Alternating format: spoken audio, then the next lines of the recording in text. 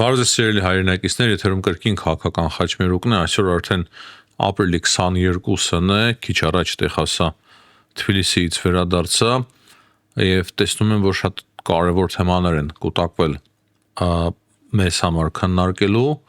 որոնք որ վերաբերվում են Հայաստանին, հայ-ադրբեջանական հարաբերություններին, այսօր հետաքրքիր հայտարարություններ են հնչել Ադրբեջանում, Լիտվայի նախագահն էր գտնվում, ինչպես գիտեք, Ադրբեջանում եւ թե Ալիևը եւ թե Լիտվայի նախագահ Էդգար Ռինկևիչը շատ հետաքրքիր հայտարարություններ են ներել կարևոր Հայաստանին վերաբերող դրանից բացի մենք ունենք Ռուսաստանի անվտանգության խորհրդի փոխքարտուղար Ալեքսեյ Շևցովի հայտարարությունը փաստացի նոր սպառնալիքների չափաբաժին են ներկայացնում Հայաստանին եւ հայ ժողովրդին այդ հարցերը մենք պետք է քննարկենք Վիտկոֆն էլ է հայտարարությամբ հանդես եկել Հայաստանի մասով, Հայաստանի եւ Ադրբեջանի եւ Իրանից էլ ունենք մի շարք կարեւոր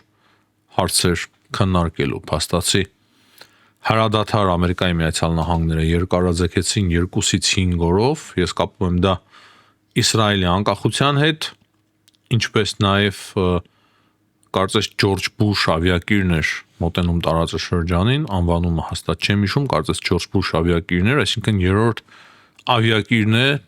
մի քանի օրից արդեն հասնում Մերձավոր Արևելք, ահա դրանով է պայմանավորված Ամերիկայի Միացյալ Նահանգների կողմից հրադադարի երկարաձգումը, ինչին կարծես Իրանը համաձայն չէ եւ ակնարկում է, որ կարող է իրենք սկսեն պատերազմը վերսկսեն։ Ահա այս թեմաները կքննարկենք միասին, անպայման կոչ եմ անում լայքել, բաժանորդագրվել, եթե մինչև հիմա իհարկե չեք բաժանորդագրվել մեր ալիքին,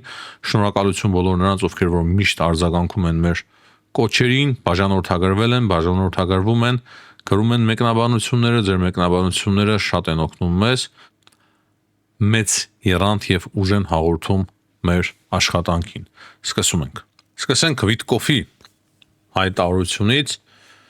թաքցնել ոչինչ չունեմ, ես ինքս անձամբ Վիտկովին լուրջ չեմ անցալում, չնայած որ ինքը Ամերիկայի Միացյալ Նահանգների նախագահ Դոնալդ Թրամփի ամենավստահված անձանցից է, բիզնեսմեն, Թրամփի ընկեր, ինքն է հիմնական բանակցողը Ուկրաինայի հարցով, հիմա նաև միացել է Իրանի հետ բանակցություններին, իր փեսակուշների հետ միասին եւ պարզվում է, որ ինքը բավականին կարևոր դերակատարություն է ունեցել Հայաստան-Ադրբեջան կարգավորման գործընթացի մեջ։ Եվ ահա նա հայտարարությամբ է հանդես եկել, ասելով, որ Փաշինյանը եւ Ալիևը հիմա լավ ընկերներ են, իբր լավ ընկերներ են։ Եվ նա ասում է, որ նրանց մոտեցրեց միմյանց հետ Դոնալդ Թրամփը,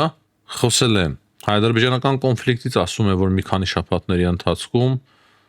շատ արագ կարողացավ Ամերիկայի Միացյալ Նահանգները կարգավորել այդ կոնֆլիկտը, բայց իրականությունը այն է, որ մենք գիտենք Ամերիկայի Միացյալ Նահանգները ճիշտ է կարևոր դերակատարություն ունեցել են եւ Դոնալդ Թրամփը անձամբ, բայց մինչեւ Դոնալդ Թրամփի իշխանության գալը, հաղթանակ տանելը ընտրություններում արդեն իսկ բավականին մեծ եւ կարևոր գործընթաց տեղի ունեցել էր Հայաստանի եւ Ադրբեջանի միջեւ։ Հայաստանը եւ Ադրբեջանը Թրամփից առաջ քննարկում էին խաղաղության պայմանագիրը, համաձայնեցնում էին կետերը եւ արդեն շատ մոտ էին վերջնական համաձայնեցմանը, նոր հասավ Դոնալդ Թրամփը տեղ եւ երբ որ արդեն համաձայնեցրին խաղաղության պայմանագիրը Ադրբեջանը եւ Հայաստանը, դրանից հետո հանկարծ մենք բոլորս լսեցինք այդ նախաձեռնության մասին եւ Վաշինգտոնում ստորագրվեցին այդ պայմանավորվածությունները։ Իհարկե շատ կարեւոր է,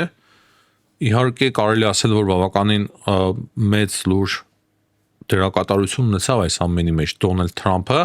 բայց այնպես չէ, որ Դոնալդ Թրամփը ի սկզբանե այդ ամենում ներգրավված էր եւ առանց Դոնալդ Թրամփին էլ բավականին մեծ ճանապարհ էին անցել թե Ադրբեջանը եւ թե Հայաստանը, ուղղակի Հայաստանին եւ Ադրբեջանին նույնպես շատ ձեռնտու ստացվեց, որ Դոնալդ Թրամփի նախագահության օրոք այդպիսի փաստաթուղթ կնքվեր եւ հիմա էլ այդ ամենը ներկայացվի որպես Դոնալդ Թրամփի կարծես ձեռքբերում եւ հաղթանակ։ Լավ, այս հարցի վրա չեմ կարծում, որ շատ երկար արժի կենտրոնանալ, մենք բոլորս էլ քաջատեղյակ ենք, թե ինչ է իրականում տեղի ունեցել եւ որից հետո է։ Ուրեմն այսօր հայտարարությամբ է հանդես եկել նաեւ Իլհամ Ալիևը, ինչպես արդեն նշեցի, Լիտվայի նախագահի հետ հանդիպան ժամանակ եւ փաստացի Իլհամ Ալիևը ընդունում է, որ դե ֆակտո Հայաստան եւ Ադրբեջանի միջև այսօր գոյություն ունի խաղաղություն, իսկ Լիտվայի նախագահը իր խոսքում հստակ նշել է, որ Հայաստանի եւ Ադրբեջանի միջև խաղաղության պայմանագրի ստորագրումը շատ մեծ իրադարձություն կլինի ոչ միայն տարածաշրջանի համար, այլ նաեւ ամբողջ աշխարհի համար։ Եվ նա նույն ժամանակ հույս է հայտնել, որ ինքը հույսով է, որ շատ արագ կստորագրվի խաղաղության պայմանագիրը Հայաստանի եւ Ադրբեջանի միջև։ Շատ լավ կոչեր եւ շատ լավ մեսեջեր Իլհամ Ալիևին կարծում եմ։ Ադրբեջանի նախագահը նաեւ ասում է այն, որ Հայաստանի ներկայացուցիչների եւ Ադրբեջանի եւ Հայաստանի ներկայացուցիչների փոխադարձ այցելությունները նպաստում են իրավիճակի կարգավորմանը։ Նրա խոսքերով Սպիտակ տան համատեղ հռչակագրի ստորագրումից ի վեր տեղի են ունեցել բազմաթիվ իրադարձություններ։ Սկսվել են առևտրային հարաբերություններ, մասնավորապես նավթամթերքի արտահանումը Ադրբեջանից Հայաստան։ Այսինքն ինքը հստակ նշում է Ալիևը, որ շատ կարևոր են փոխադարձ այցելությունները, որոնք որ տեղի ունենում Հայաստանի եւ Ադրբեջանի միջև փորձագետների, հասարակական գործիչների եւ այն, որ արդեն առևտրային կապեր են կամաց-կամաց ի հայտ գալիս նավթի եւ նավթամթերքի մասով։ Հաջորդ կարևոր թեման դա Եվրամիության կողմից հաստատված նոր առաքելությունն է։ Հայաստանի արտգործնախարարությունը փաստացի ողջունեց այդ առաքելության հաստատումը։ Երեկվա մեր հաղորդման մեջ մանրամասն այդ հարցը քննարկում ենք եւ հիմա տեսնում ենք Հայաստանի Հանրապետության արտգործնախարարության արձագանքը։ Հայաստանը ողջունում է Հայաստան-Եվրամիություն նոր քաղաքացիական առաքելություն տեղակայելու մասին Եվրամիության արտաքին հարաբերությունների խորհրդի որոշումը։ Առաքելությունը կտեղակայվի նախնական 2 տարի ժամկետով, ինչպես եւ նշված էր հաղորդագրության մեջ էլ է հիմա այդպես նշում արտգործնախարարության եւ իր գործունեությամբ կնպաստի ինստիտուցիոնալ կարողությունների զարգացմանը եւ ներկա մարտահրավերներին Հայաստանի հասարակության դիմակայունության ավելացմանը։ Այն, որ ինստիտուցիոնալ կարողությունների զարգացման համար է, դա չգիտեի, ճիշտ ասած, այսինքն այդ նախադասության տակ շատ բան կարելի է մտցնել եւ ինչ իմ առաջինը մտքով գալիս է, դա այն է, որ Հայաստանի տարբեր նախարարություններում նույնպես լուրջ բարեփոխումներ տեղի կունենան պետական համակարգում, պետական համակարգի տարբեր ոլորտներում շատ լուրջ փոփոխություններ տեղի կունենան։ Հաջորդ կարևոր հարցը արդեն վերաբերվում է Ռուսաստանի Դաշնության կողմից, ավելի ճիշտ Ռուսաստանի անվտանգության խորհրդի քարտուղար Ալեքսեյ Շևցովի կողմից հայտարարությանը, որը որ վերաբերվում է նույնպես Հայաստանին։ Հիշում ենք Շոյգուն էր սպառնում Հայաստանին, հիմա սա է սպառնում փաստացի Հայաստանին եւ թվեր ու տոկոսներ է այս պարոնը ներկայացնում, թե ինչ վնաս կստանա Հայաստանը, եթե անդամակցի Եվրամիությանը։ Նրա խոսքերով, եթե Հայաստանը միանա Եվրամիությանը, կարող է կորցնել իր ՀՆԱ-ի առնվազն 23%-ը։ Տեսնում եք ինչ լուրջ թվեր է ներկայացնում Ռուսաստանի անվտանգության խորհուրդը։ Եվ դա էլ վերջը չէ, նա ասում է, որ աշխատաշուկան իրենց կանխատեսումներով կնվազի մոտ 15%, գնաճը կավելանա 22.6%-ով եւ ներքին սպառումը կնվազի ավելի քան 20%-ով։ Իրականությունը այն է, որ Եվրամիությանը ցկտում են միանալ այն երկրները, որոնք որ ցանկանում են ապրել շատ ավելի բարեկեցիկ։ Եվ դուք պատկերացնում եք օրինակի համար միայն Գերմանիայի տնտեսությունը քանի անգամներով մեծ է Ռուսաստանի տնտեսությունից, կամ Ֆրանսիայի տնտեսությունը, կամ Իտալիայի տնտեսությունը։ Եվ եթե ընդհանուր Եվրամիության տնտեսությունը վերցնենք, չգիտեմ քանի անգամներով ավելին է, քան Ռուսաստանի տնտեսությունը։ այս թվերը ուղղակի ծիծաղ են ներկայացնում, քանի որ Հայաստանին օգնելու համար Եվրամիությանը ոչ մի լուրջ ջանք գործադրել պետք չի։ Այսինքն Հայաստանի նման փոքրիկ պետությանը օգնել եւ որպեսզի տնտեսական աճ երկիրը գրանցի, Եվրամիության վրա ոչինչ չի դա արժենա եւ մենք բոլորս, այսինքն նորմալ գիտակից մարդիկ դա շատ լավ հասկանում ենք եւ փորձում ենք շատ պարզ, պրիմիտիվ եւ հասարակ լեզվով բացատրել, որ այդ տոկոսները շատ արագ կկարգավորվեն։ Եվ եթե մի փոքր ժամանակով Հայաստանը խնդիր ունենա նույնիսկ 1 տարի ու կես, չի էլ ունենա, բայց եթե ունենա, ապա անց 2-3 տարի ուղղակի մեծ եւ լուրջ տոկոսային տնտեսական աճեր է գրանցելու բոլոր վերոնշյալ ոլորտներով։ Այն, որ Ռուսաստանի եւ Իրանի հետ կարող է վիզային ռեժիմ լինի, դրա հետ համաձայն եմ, նման բան կարող է տեղի ունենա, բայց այդ հարցն էլ կարծում եմ տարբեր այլ ձևերով կարող է լուծվել։ Հիմնականում այսքանը Հայաստանի մասով, սիրելի հայրենակիցներ, հիմա անցնենք Իրանին, թե ինչ կա Իրանի շուրջ։ Ուրեմն փաստացի Իրանը հրաժարվեց բանակցություններից եւ իրանական պատվիրակությունը չմեկնեց Իսլամաբադ։ Հակասությունները շատ էին, ի վերջո այդպիսի որոշում ընդունվեց։ Տեսնում եք ինչքան շատ են ապատեղեկատվությունները եւ մենք էլ ստիպված ենք մեկ-մեկ այդ ապատեղեկատվությունը ներկայացնել, քանի որ համաշխարհային մեդիադաշտ են ընկնում հենց այդ տեղեկությունները եւ այսօր դրա համար բոլորն են խճճված Իրանի հարցով, թե ինչ է իրականում տեղի ունենում։ Եվ իրականությունը այն է, որ բանակցությունները տեղի չունեցան, J.D. Vance-ը եւ ամերիկյան պատվիրակությունը չմեկնեց Իսլամաբադ, իրանականը նույնպես, եւ հիմա Դոնալդ Թրամփը հայտարարում է, որ երկարացնում է հրադադարը եւ դա տեղի ունենում Պակիստանի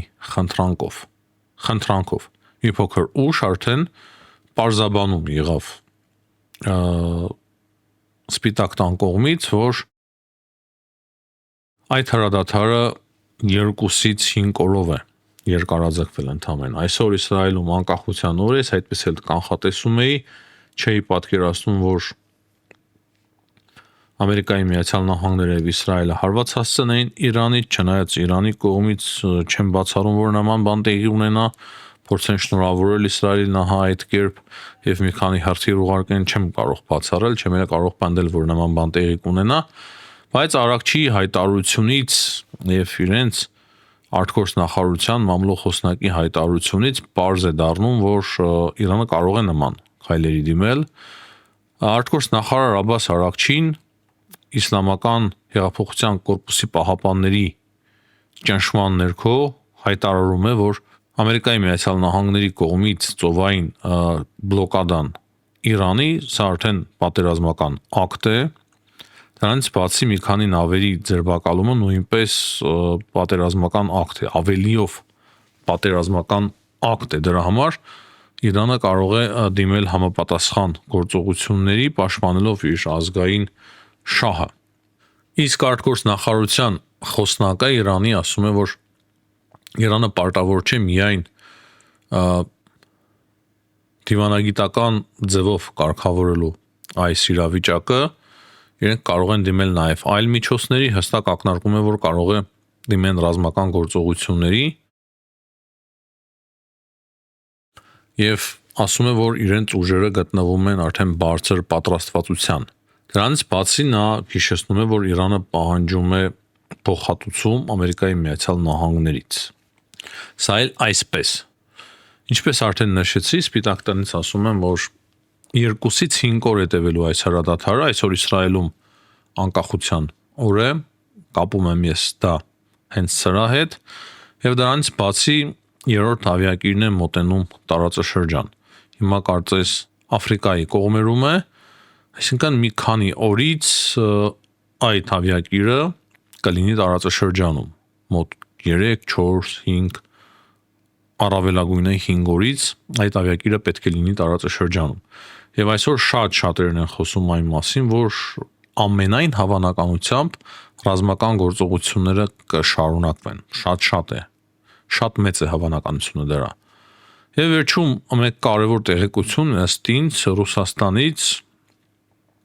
Երևի բոլորդ հիշում եք Զյուգանովին, կոմունիստական կուսակցության առաջնորդ Գենադի Զյուգանովը ասում է, որ հնարավոր է Ռուսաստանում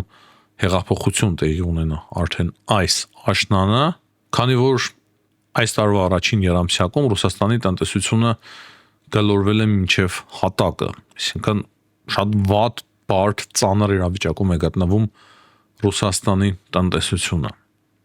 Եվ դրա համար այս կոմունիստ Գենադի Զյուգանովը ասում է, որ շատ մեծ է հավանականությունը դրա, որ Ռուսաստանում արդեն այս աշնան կարող է տեղի ունենա հեղափոխություն։ Դրա համար ռուսները լավ է, կարծում եմ, մեծ տոկոսներով չվախեցնեն եւ փորձեն իրենց ներքին հարցերով զբաղվել։ Այս պայդրությամբ այսքանը, հաջողություն, կհանդիպենք։